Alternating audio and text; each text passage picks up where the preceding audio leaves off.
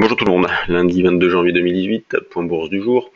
Vendredi, le Nasdaq est terminé en hausse de 0,55%, réalisant un nouveau record. Le SP500 lui a pris 0,44% et le Dow Jones 0,21%.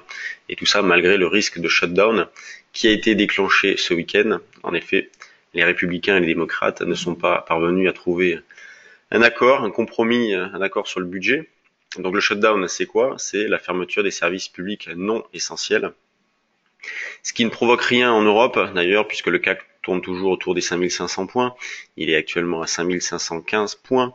D'ailleurs, les 5510 constituent un niveau d'achat. C'est un niveau que l'on avait travaillé déjà vendredi. Sur le trade du jour, c'est un niveau que j'avais proposé. Et ce matin, on vient de refaire ce niveau. Donc, nous l'avions proposé également dans l'idée d'aller chercher 23, voire même 33. Et on constate toujours la même chose, c'est-à-dire un manque de conviction, un manque d'intérêt, un manque d'initiative. Ce qui fait que le marché passe par de longues phases d'hésitation. Et si on prend un petit peu de recul, hein, ça fait plusieurs jours qu'on tourne autour des 5500 points.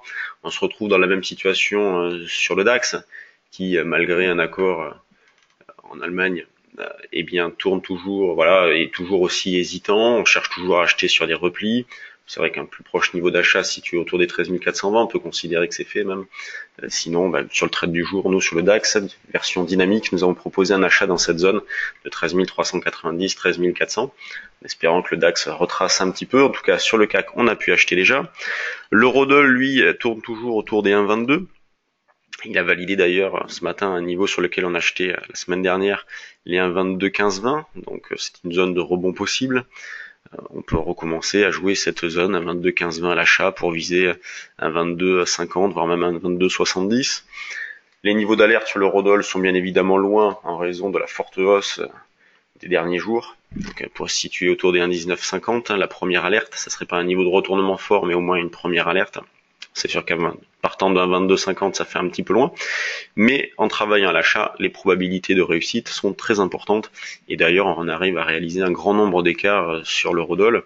Pareil, sur les indices, on arrive à faire pas mal d'écarts en ce moment, puisque les indices évoluent entre les mêmes limites. C'est vrai qu'il y a un manque de volatilité, un manque de vitesse.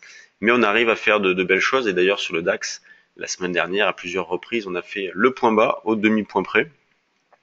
Quand on regarde ce qui se passe du côté des actions, sur les valeurs du CAC, la plus forte baisse, c'est Sanofi qui perd 2,5. Sanofi va se porter acquéreur de la totalité des actions en circulation de Bioverativ, qui est le leader mondial sur le marché de l'hémophile. Et le montant de l'opération est de 11,6 milliards de dollars. D'ailleurs, cette opération a été approuvée à l'unanimité par les conseils d'administration des deux sociétés. Quand on enlève Sanofi, qu'est-ce que l'on constate? Une nouvelle fois, grande régularité. Donc, technique plus forte hausse, 1,45. Les bancaires sous-performent un petit peu. Crédit Agricole qui perd 1,05%, mais il n'y a rien de méchant. Toujours beaucoup d'arbitrage, manque d'idées. Et sur les valeurs sur lesquelles il y a du volume, eh bien on a Transgène qui a ouvert avec un gap à la hausse. Elle est pas mal d'ailleurs, Transgène, c'est une valeur qu'on peut travailler en intraday en achetant sur des petits retracements. On a Atari, voilà, Atari qui arrive en double top avec le début d'année. Des Télécom, Adomos, Nanobiotics. Donc voilà, toujours une spéculation intéressante. Donc voilà, un peu d'intérêt sur les mid et small cap, même si c'est vrai qu'il y en avait un petit peu plus à une époque. C'est vrai que c'est un petit peu plus compliqué de déclencher des signaux maintenant, mais il faut déclencher des impulsions, des poursuites sur les valeurs. En tout cas, le moral reste bon. Les probabilités de continuer à monter, ou en tout cas d'être hésitant, mais avec un biais haussier, restent importantes. Donc c'est pour ça qu'on continue à travailler avec un biais haussier. Sur le CAC, sur le DAX, sur l'eurodoll aussi.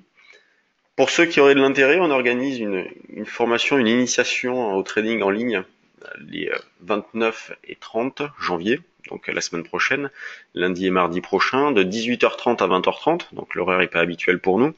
Donc voilà, c'est initiation au trading pour ceux qui souhaiteraient connaître ou comprendre un peu mieux le fonctionnement des marchés, connaître les différents produits, découvrir l'analyse graphique, technique. C'est une bonne formation pour avoir une vision globale avant d'aborder les marchés, avant de se lancer dans le trading. Donc c'est Jean-Louis et moi-même qui ferons cette formation-là. Donc c'est 100% en ligne, c'est une première pour nous, pour une formation. Vous êtes déjà habitués à nous contacter ou en tout cas à nous voir trader en ligne via les Day Trading Live. Donc là c'est une formation. Donc il y a un enseignement théorique, et vous pourrez nous poser toutes les questions que vous souhaitez. En participant à cette formation-là, vous aurez la possibilité de refaire cette formation dans nos bureaux aussi, quand vous le souhaiterez, à Paris et à Bordeaux. Sur ce, bonne journée à tous, bonne séance de trading, et à demain pour un nouveau point bourse.